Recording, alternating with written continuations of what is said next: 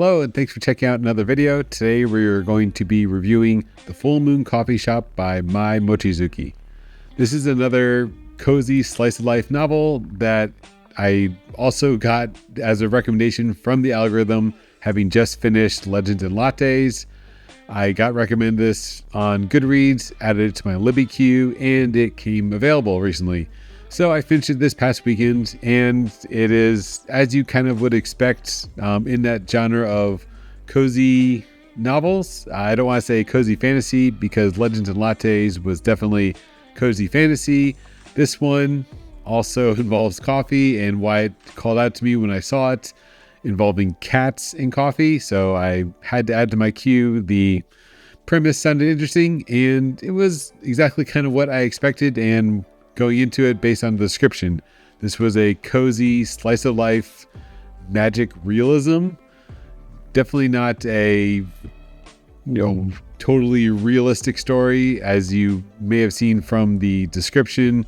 It involves cats that make coffee and solve the problems of the patrons of this magical cafe that appears only in the full moon. So there's an element of magic in the novel, but it's not a fancy setting like Legends and Lattes was. This is set in Kyoto, in Japan, in the modern world. It just happens to also have magical talking cats that solve the problems. On to the actual plot, of course, to talk spoilers. I enjoyed it. It definitely feels like a Japanese novel maybe I could pick up on, much like a episodic anime or manga.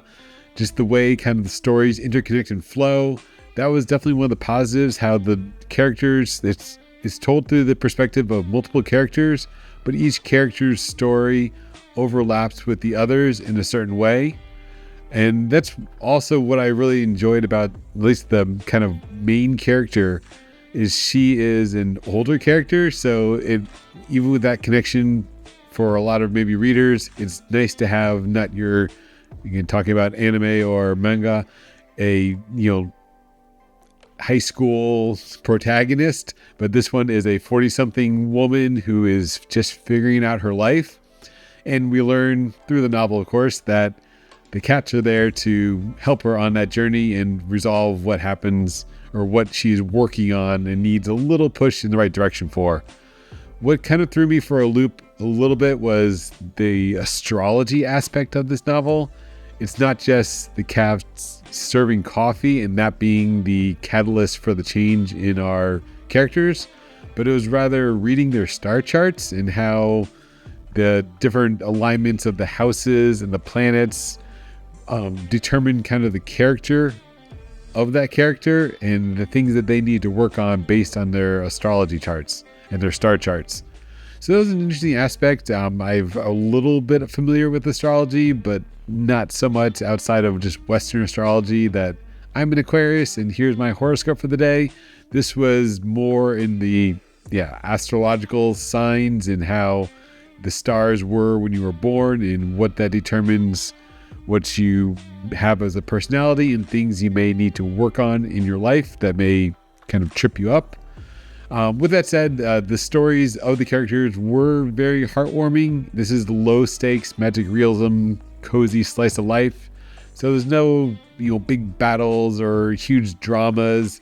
There's a little hints of romance here and there. It's just more working out low stakes problems. Even it's not our heroine is destitute, losing her house. She just hit a rough spot in her career and she is just figuring out what to do next in her career, and the cats happen to give her some advice and see things from a different perspective and help figure it out by herself.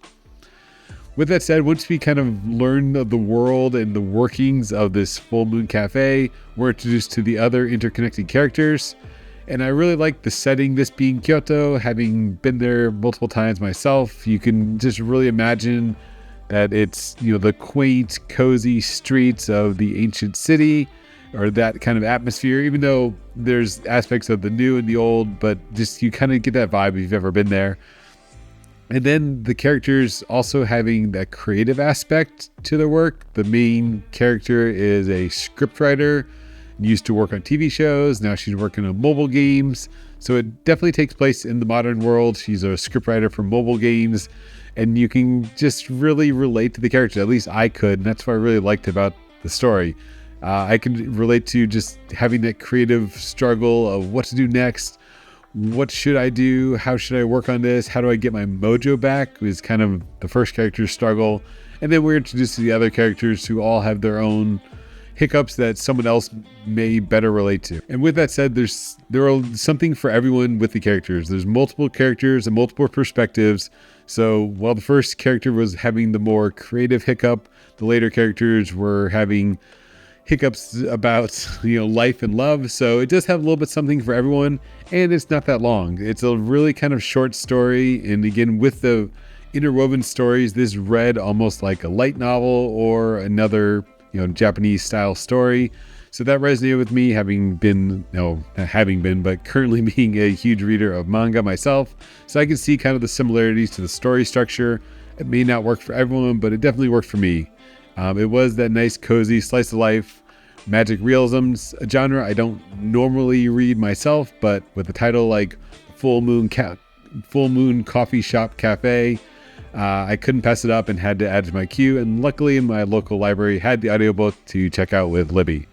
So all in all, I'd probably give it a 4 out of 5. It wasn't definitely the best book I've ever read, but it's a nice, cozy, quick read. Perfect for fall as we head into these cooler months here in 2024. So thank you for watching and have a great rest of the day.